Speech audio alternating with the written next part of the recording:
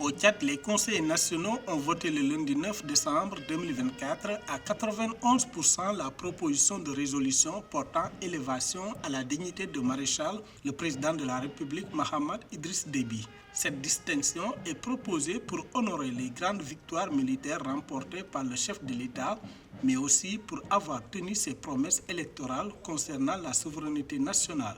Une distinction saluée par certains acteurs qui attendent du président les mêmes actes pour le développement socio-économique. Les deux mots qui ont été utilisés comme des maîtres mots pendant la campagne, la souveraineté et la liberté.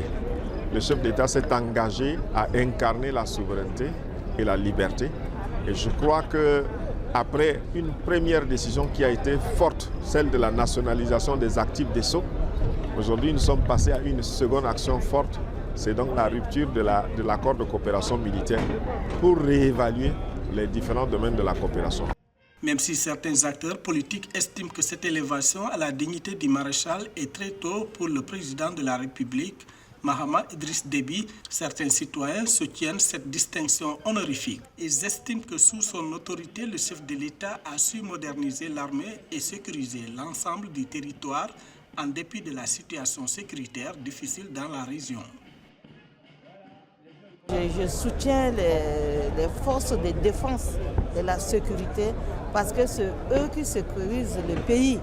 Donc on leur donne tous nos souhaits pour eux et nous prions chaque jour pour eux parce que quand on dort en paix, ça veut dire que c'est grâce à eux. Sans la sécurité, nous n'avons pas la paix. Donc vraiment, on les supporte et on les encourage à tout moment, on les confie à Dieu pour leur travail magnifique. Il y a 3 ans, l'Assemblée nationale de l'époque avait élevé au titre de maréchal du Tchad le défunt président de la République Idriss Déby Itno pour des faits d'armes similaires.